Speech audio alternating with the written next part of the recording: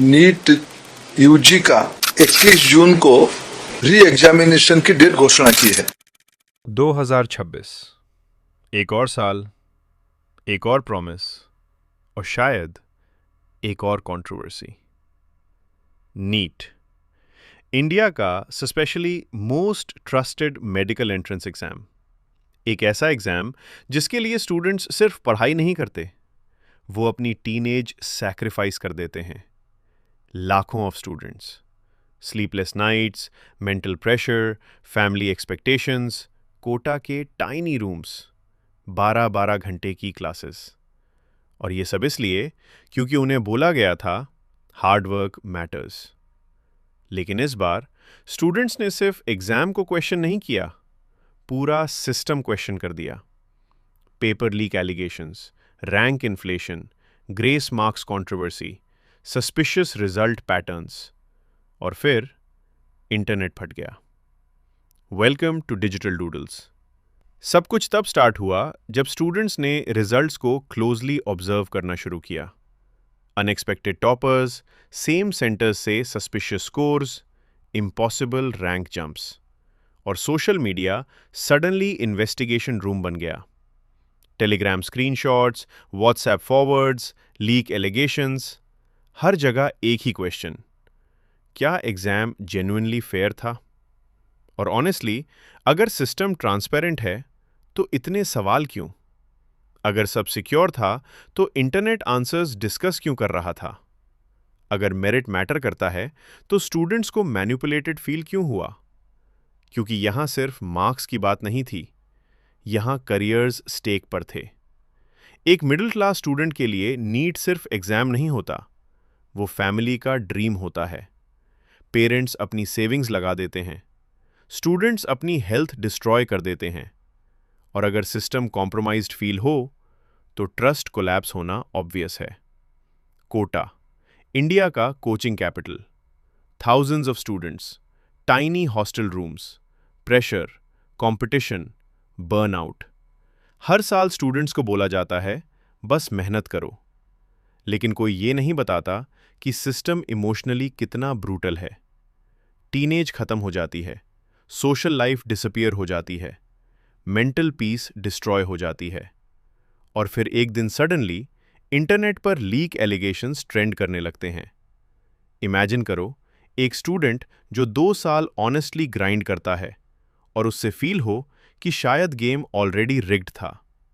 ये सिर्फ फ्रस्ट्रेशन नहीं होता, ये बेट्रियल फील होता है। फिर आउटरेज ऑफिशियली एक्सप्लोड हुआ। Hashtag NEET scam, hashtag re NEET, hashtag justice for students. Students, parents, teachers सब क्वेश्चंस पूछने लगे। नॉर्मली डिवाइडेड इंटरनेट भी इस इशू पर यूनाइटेड था, क्योंकि एवरीवन अंडरस्टूड वन थिंग: अगर एग्जाम सिस्टम पर ट्रस्ट टूट गया तो पूरा मेरिट सिस्टम वीक हो जाएगा। और सबसे इंटरेस्टिंग चीज, अथॉरिटीज का tone: everything is under control. Classic response. India में इंस्टीट्यूशंस का फेवरेट स्ट्रैटेजी क्या होता है? Damage control. प्रॉब्लम सॉल्व करो या ना करो, नैरेटिव कंट्रोल कर लो। और इसी बीच कॉकरोच जनता पार्टी के सपोर्टर्स भी आ गए। सिस्टम को क्वेश्चन मत करो, गवर्नमेंट को क्वेश्चन मत करो, बस स्टूडेंट्स को ही ब्लेम करो। कोई पूछ रहा है पढ़ाई काम की होगी, कोई बोल रहा है इंटरनेट प्रोपेगेंडा है। लेकिन सिंपल सवाल है, अगर सब फेयर था तो स्टूडेंट्स सड़कों पर क्यों आए? अगर सब ट्रांसपेरेंट था तो इन्वेस्टिगेशन की डिमांड क्यों हुई? और अगर इंस्टीट्यूशंस परफेक्ट हैं तो ट्रस्ट इतना जल्दी कोलैप्स क्यों हुआ? और अब बात करते हैं कोचिंग इंडस्ट्री की। इंडिया में कोचिंग अब सिर्फ एजुकेशन नहीं, ब्रांड मार्केटिंग बन चुकी है। AIR banners, selection posters, emotional advertisements. कई इंस्टीट्यूट्स एक ही स्टूडेंट को मल्टीपल जगह क्लेम करते हैं। कभी ऑनलाइन मेंटरशिप का नाम, कभी टेस्ट सीरीज का नाम, कभी क्रैश कोर्स का नाम, और फिर बोल देते हैं ये हमारा रिजल्ट है। सीकर हो, कोटा हो या ऑनलाइन एडटेक इकोसिस्टम, हर जगह AIR मार्केटिंग का गेम चल रहा है। ऑनलाइन क्रिटिक्स ने ई सरल जैसे कोचिंग ब्रांड्स को भी क्वेश्चन किया, जहां सोशल मीडिया पर AIR क्लेम्स और रैंक मार्केटिंग को लेकर डिबेट्स हुई। ई सरल अपने मार्केटिंग पेजेस पर टॉप AIR मेंटरशिप और हाई सिलेक्शन रेशियो प्रमोट करता है। और ऑनेस्टली स्टूडेंट कंफ्यूज हो ही जाएगा। एक्चुअल टीचर कौन था?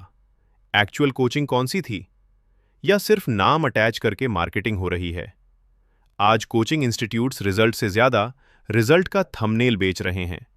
लेकिन इस बार स्टूडेंट्स चुप रहने वाले नहीं थे। और अब बात करते हैं एलिफेंट इन द रूम की, कोचिंग इंडस्ट्री। इंडिया का एजुकेशन सिस्टम अब एजुकेशन कम और बिजनेस ज्यादा लगता है। करोड्स का market, AIR banners, motivational marketing, fake success stories. Students को एस्पिरेंट नहीं, प्रोडक्ट बना दिया गया है। रैंक ऑब्सेशन इतना डेंजरस हो चुका है कि मेंटल हेल्थ सेकेंडरी लगने लगी है। और जब एग्जाम इंटेग्रिटी पर ही डाउट्स आने लगे, तब पूरा इकोसिस्टम अनस्टेबल फील होता है। सबको टॉपर्स चाहिए, लेकिन ट्रांसपेरेंट सिस्टम, उस स्टूडेंट्स, पेरेंट्स, टीचर्स सब क्वेश्चंस पूछने लगे। नॉर्मली डिवाइडेड इंटरनेट भी इस इशू पर यूनाइटेड था, क्योंकि एवरीवन अंडरस्टैंड वन थिंग, अगर एग्जाम सिस्टम पर ट्रस्ट टूट गया तो पूरा मेरिट सिस्टम वीक हो जाएगा।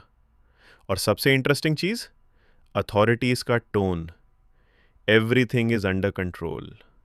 Classic response. इंडिया में इंस्टीट्यूशंस का फेवरेट स्ट्रैटेजी क्या होता है? Damage control. प्रॉब्लम सॉल्व करो या ना करो, नैरेटिव कंट्रोल कर लो।